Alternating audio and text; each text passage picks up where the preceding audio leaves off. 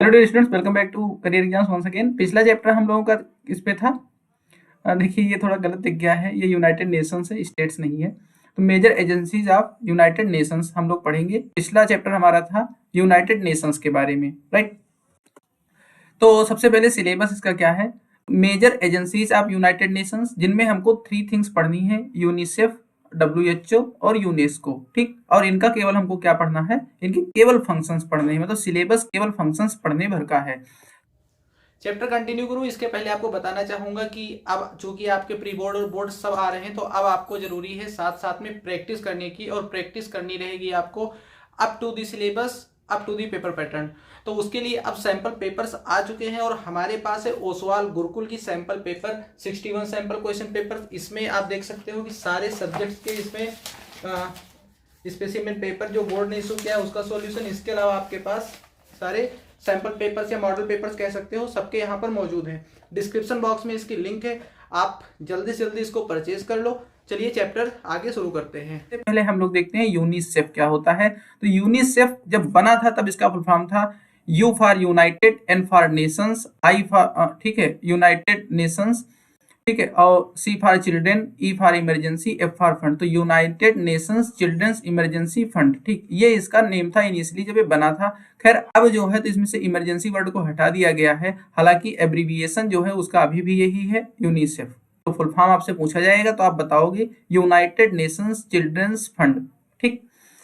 तो ये क्या कब बना था, ये जब बना था तो ये यूनाइटेड नेशंस की जो जनरल असेंबली था उसने इसको बनाया था, ठीक है।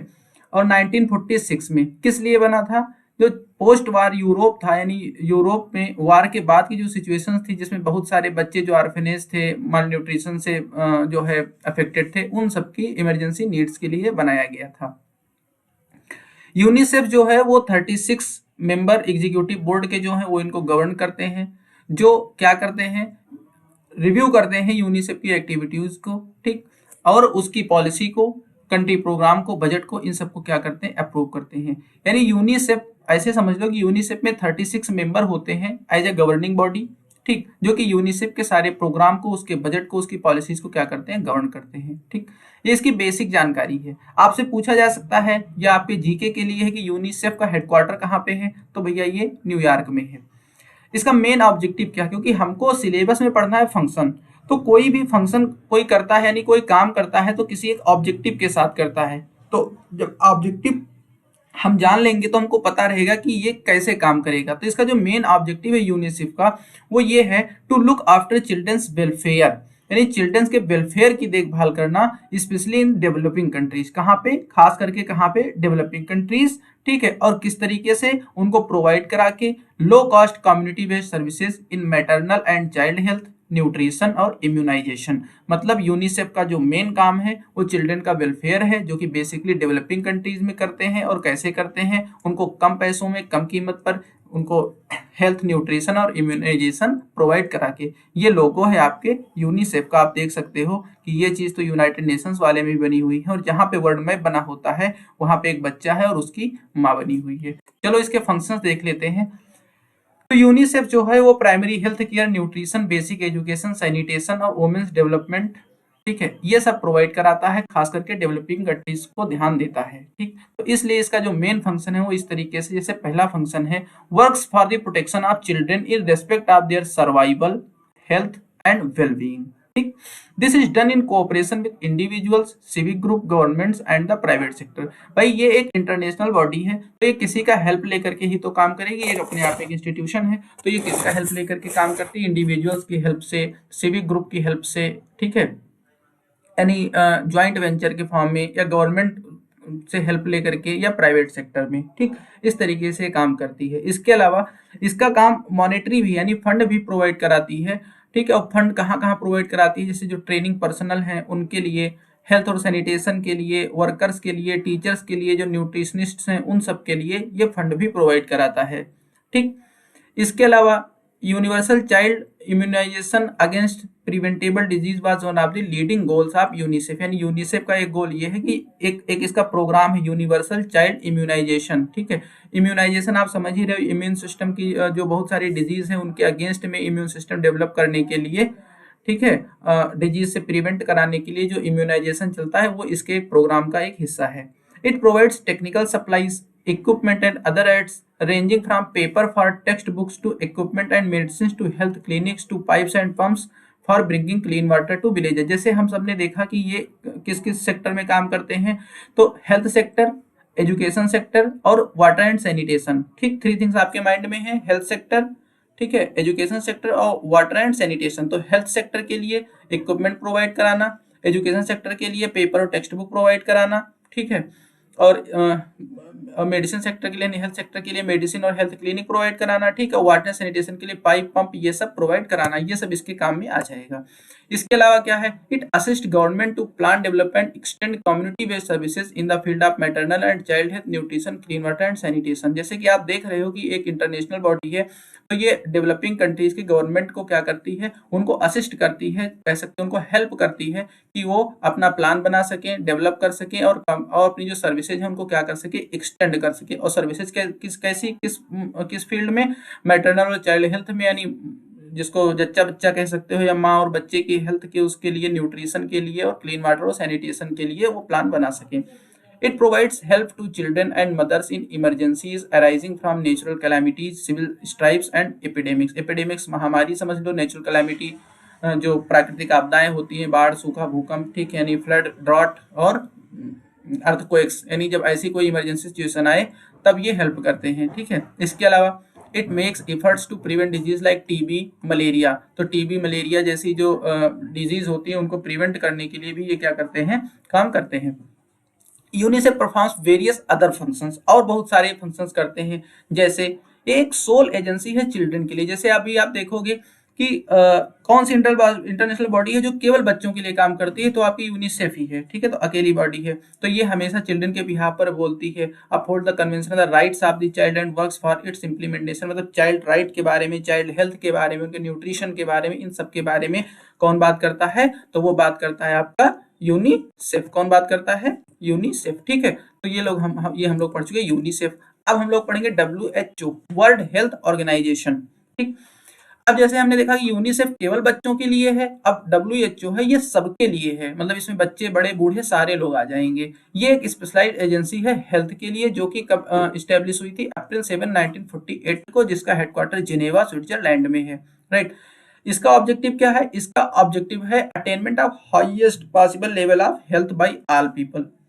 मतलब इसके ऑब्जेक्टिव में ये है कि जितना पॉसिबल लेवल हेल्थ का हो सकता है वो अटेन कर लेना। तो अब आप समझ ही सकते हो कि इसी सेक्टर में इसके फंक्शन सारे होंगे। तो जैसे पहला फंक्शन क्या हो गया कि ये कंट्रीज को हेल्प करती है कि वो अपने हेल्थ सिस्टम को इम्प्रूव करें, ठीक। ये इंपॉर्टेंट ड्रग्स देती है मेडिकल केयर के लिए। It promotes research to cure and prevent disease, उसके लिए रिसर्च को प्रमोट करती है, तो उसके लिए फंड भी देती है, ठीक है। Safe drinking water, adequate waste disposal, इस सब पे काम करती है।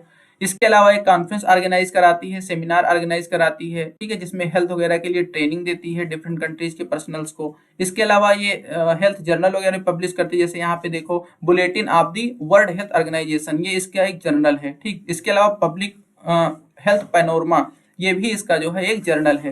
तो पीपल के बीच में अवेयरनेस फैलाने के लिए ये भी इनके काम है। इसको थोड़ा सा रिलेट करोगे तो आसानी से जान जाओगे कि जो हेल्थ, न्यूट्रिशन और इसके अलावा वाटर, सैनिटेशन चाइल्ड के पर्सपेक्टिव में होंगे तो यूनिसेफ में चला जाएगा, और सबके पर्सपेक्टिव में होंगे तो WHO में चला जाएगा। एक ऐसा खाका माइंड में अपने तैयार आप लोग कर लो, और इसके बाद में फिर आप इसको पढ़ोगे तो तत्काल याद हो जाएगा। और अब लास्ट थिंग है यूनेस्को। यूनेस्को का फुल फॉर्म है UN, हमेशा यूनाइटेड नेशंस के लिए है, E एजुकेशन के लिए, S साइंटिफिक के लिए है, और C कल्चरल के लिए है, O ऑर्गेनाइजेशन के लिए है। यानी फुल फॉर्म हुआ United Nations educational, scientific and cultural organisation. याद कर लो, एक नंबर में आएगा। इस्टेब्लिश्ड ऑन 4 नवंबर 1946, और इसका हेडक्वार्टर कहाँ पे है, पेरिस, फ्रांस में है। इसका ऑब्जेक्टिव क्या है यूनेस्को का, तो आप देखो नाम से आप देखोगे तो वहां से भी जान जाओगे कि ये प्रमोट करेगा एजुकेशन, साइंस और कल्चर को, ठीक, ऐसे समझ लो। तो यूनेस्को क्या करता है, contribute to peace and security in the world by promoting collaboration among nations through education, science, culture and communication, ठीक। वही चीज है ना, education, science, culture and communication. होता क्या है कि जैसे यूएन का मेन मकसद यही तो है कि पीस और सिक्योरिटी कायम करना, और पीस और सिक्योरिटी तभी कायम हो सकती है जब उन सबके बीच में कुछ कल्चरल रिलेशंस हो, प्रोग्रेसिव रिलेशंस हो, डेवलपमेंट से रिलेटेड रिलेशंस हो। यही नहीं कि आर्म्स एंड एम्यूनिशन के रिलेशन ना हो, क्योंकि आर्म्स एंड एम्यूनिशन के रिलेशन तो वार क्रिएट करेंगे, और वहीं पे कल्चर, साइंस, एजुकेशन, कम्युनिकेशन, इन सब के रिलेशन जो होंगे तो वो पीस क्रिएट करेंगे। तो पीस क्रिएट करने की एजेंसी है, ये इसका लोगो है यूनेस्को का। चलो इसके फंक्शंस पे देख लेते हैं। तो सबसे पहले इसके एजुकेटिव फंक्शन है, ठीक है, यानी एजुकेशन पे काम करना। तो कैसे कैसे काम करता है? तो सबसे पहले ये कि ग्लोबल लेवल पर लिटरेसी जो है, इलिटरेसी, उसको रिमूव करने का काम करता है। तो ये कैसे करता है? एडल्ट एजुकेशन को इनकरेज करके, डिस्टेंस एजुकेशन को इनकरेज करके, और ओपन स्कूल सिस्टम को इनकरेज करके। एडल्ट मतलब जो बड़े हो गए, अभी तक नहीं पढ़ पाए, तो बड़ों की पढ़ाई होगी। अगर मान लो आप नहीं इंस्टीट्यूशन में जाकर के पढ़ सकते हैं, तो डिस्टेंस एजुकेशन से या ओपन स्कूल सिस्टम से आप पढ़ाई कर सकते हैं। ठीक, इसके अलावा ये जोर देते हैं वोमेन और गर्ल की एजुकेशन पे। ठीक, इसके अलावा ये क्या करते हैं, जो डिसेबल्ड चिल्ड्रन हैं उनके लिए एजुकेशन हो, इस पर ये फाइनेंशियल असिस्टेंस भी देते हैं, मतलब पैसा भी खर्च करते हैं। इसके अलावा भी ये ग्रांट प्रोवाइड कराते हैं और फेलोशिप प्रोवाइड कराते हैं टीचर्स को, स्कॉलर्स को और ऑर्गेनाइजेशंस को, लाइब्रेरी सिस्टम को। किस लिए? कि वो प्रमोट करें इंटरनेशनल अंडरस्टैंडिंग एजुकेशन के थ्रू। ठीक, इसके अलावा है organisation of book fairs and festivals at international and national level. Book fair वगैरह यूएन जो है, यूनेस्को जो है, वो ऑर्गेनाइज कराता है। ठीक, science, encouragement of science education by providing regional training centre establish करते हैं और साइंस एजुकेशन को क्या करते हैं, इंकरेज करते हैं। Promotion of education as an instrument for international understanding, ठीक है, और एजुकेशन को इंटरनेशनल अंडरस्टैंडिंग बढ़ाने के एक इंस्ट्रूमेंट के फॉर्म में इसको क्या करते हैं, प्रमोट करते हैं। ठीक, तो ये इसके हो गए एजुकेशनल। साइंटिफिक एक्टिविटीज क्या क्या होती हैं? तो ये ऑर्गेनाइज करते हैं सेमिनार और कॉन्फ्रेंसेस ऑफ साइंटिस्ट। ठीक, यानी साइंटिस्ट के सेमिनार और कॉन्फ्रेंसेस ऑर्गेनाइज करवाता है यूनेस्को जी। ठीक है, और वो उसमें जो करवाता है तो वहां से जर्नल्स जो है वो रिलीज होते हैं। तो जैसे कुरियर नाम की इसकी ऑफिशियल मंथली मैगजीन है। ठीक है, इसके अलावा it promotes basic research in the field like geology, mathematics, physics और ओशियनोग्राफी। ठीक, it encourages the study of social sciences in order to focus attention on combating all forms of discrimination, improving the status of women and helping the youth in solving their problems. ठीक है, यानी social science को promote करता है। और social science जैसे आप लोग इतना उसको हीन भावना से देखते हो, ऐसा नहीं। अब यहाँ पे देखो यूनेस्को भी देखता है कि जैसे जिस तरीके से साइंस वगैरह हमारी जो है मटेरियलिस्टिक प्रोग्रेस के लिए, उसके सोशल साइंस जो है वो हमारी हार्मनी के लिए है, कि जहाँ पे सोशल साइंस ही ऐसा सब्जेक्ट है जो हमारे डिस्क्रिमिनेशन को दूर कर सकती है और जो वुमेन का या जो डाउन ट्रॉडन पीपल है उनकी स्टेटस को इम्प्रूव कर सकती है। कम्युनिकेशन के बेस पे इसका क्या क्या काम है? तो UNESCO develops communication for dissemination of information. ठीक, it has set up regional network, train technicians and deals both hardware and software aspect of informatics. तो ये कम्युनिकेशन के सेक्टर में काम करते हैं। It improves the quality of press, the films and video services. It assists developing countries to develop communication. It upholds the freedom of the press and independence of the media. मतलब ये press के freedom पे ये भी काम करती है। ठीक है, और इसको बोल्ड करना था कि कल्चरल हेरिटेज पे भी काम करती है। यानी जो सबसे लास्ट वाला है यूनेस्को के फुल फॉर्म में आपने देखा है सीफार, जो कल्चर, तो कल्चर के लिए जो काम करती है, तो उसमें क्या है यूनेस्को जो है। तो सबसे मेन काम आप आकर के यहाँ पे देख लो, कहाँ पे लिखा होगा, चलो अभी मिल जाएगा तो दिखाते हैं।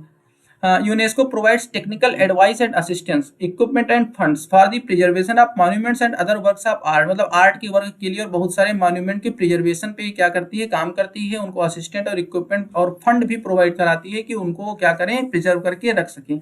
हाँ, ये चीज मैं कह रहा था कि अभी मिलेगा, दिखाऊंगा कि इसने क्या किया, वर्ल्ड हेरिटेज लिस्ट इसने प्रिपेयर करी है। ठीक है, आपने खूब नाम सुना होगा कि जैसे ताजमहल को वर्ल्ड हेरिटेज लिस्ट में शामिल कर लिया गया था, फिर अभी धीरे धीरे और भी शामिल होते जा रहे हैं। तो इसने ये लिस्ट बनाई हुई है, ठीक है, जिसमें जो मॉन्यूमेंट्स एंड साइट्स हैं जिनको प्रोटेक्ट करने की नीड है वो इसकी लिस्ट में शामिल किए जाते हैं। It aims to protect the world inheritance of books, works of art and rare manuscript.